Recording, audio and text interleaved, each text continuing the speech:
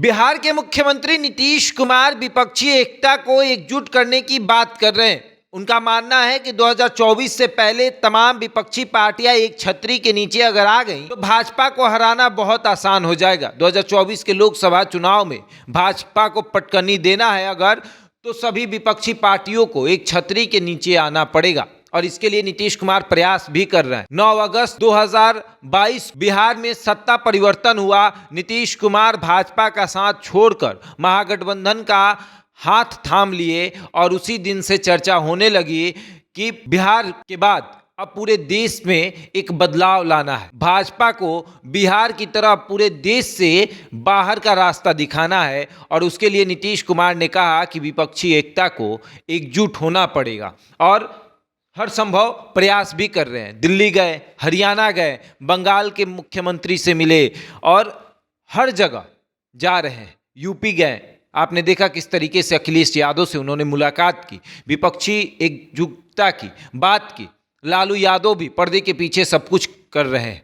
कहा यह जा रहा है कि दोनों भाई जब जब एक साथ आते हैं इतिहास रचते हैं और फिर एक बार दोनों भाई साथ आए हैं तो कुछ अलग होगा। और अब नीतीश कुमार के बाद तमाम पार्टियां जो हैं, विपक्षी पार्टियां हैं, वो कांग्रेस के ऊपर प्रेशर बनाने लगी हैं कि आपको सोचना पड़ेगा, विचारना पड़ेगा। इसी संदर्भ में आपने देखा किस तरीके से नीतीश कुमार के बाद तेजस्वी यादव ने भी कहा कि हम लोग तो एक साथ हो गए हैं, अब तो कांग्रेस को विचार करना है और जितना जल्दी वो विचार करेंगे उतना फायदा होगा, तो उनको विचार करना पड़ेगा। वहीं आपने ये भी देखा कि कांग्रेस का जो अधिवेशन चल रहा था रायपुर में, उसमें नीतीश कुमार की चर्चा हो रही थी। कहा ये हम नहीं बल्कि बिहार कांग्रेस के प्रदेश अध्यक्ष अखिलेश सिंह ने कहा था कि हमारे अधिवेशन में नीतीश कुमार पर चर्चा हो रही है। तो आप इस बात को समझिए कि कांग्रेस भी प्रयास कर रही है कि नीतीश कुमार की बातों को सुना जाए, समझा जाए। और अब हम आपको एक नई बात बता रहे हैं सपा के राष्ट्रीय अध्यक्ष अखिलेश यादव के बारे में। अखिलेश यादव अपना राष्ट्रीय अधिवेशन कर रहे हैं कोलकाता में और वहां पर उन्होंने एक मीडिया कर्मी से बात करते हुए कहा कि अगर कांग्रेस कमजोर नहीं होती तो भाजपा देश में राज नहीं करती। कांग्रेस जहां जहां कमजोर हुई है, भाजपा वहां वहां जीत हासिल की है।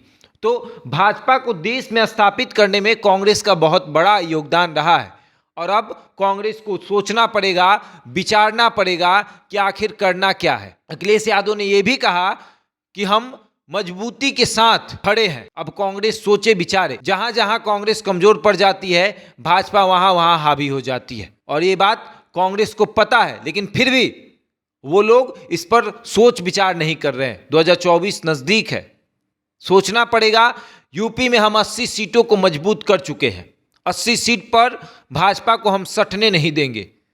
यूपी में 80 सीट है लोकसभा का और अखिलेश यादव का दावा है कि 80 सीटों पर भाजपा को हम हिलने नहीं देंगे, हम भाजपा को एक सीट भी नहीं देंगे। वह उसी तरीके से बिहार में तेजस्वी यादव और नीतीश कुमार का भी दावा है कि अगर तमाम विपक्षी पार्टियां एकजुट हो जाती हैं तो 40 में से एक सीट भाजपा को नहीं मिलेगा। तो आप समझिए, एक तरफ 80 सीट और एक तरफ 40 सीट, यानी टोटल 120 सीट भाजपा का कम हो जाएगा। ये तमाम विपक्षी पार्टियों का दावा है। अब कांग्रेस को सोचना पड़ेगा, विचारना पड़ेगा कि आखिर करना क्या है। क्या 120 सीटों पर भाजपा को नीचे लाना है? और नीतीश कुमार ने कहा है कि तमाम विपक्षी पार्टियां जब एकजुट हो जाएंगी तो इनको 100 से नीचे ला देंगे।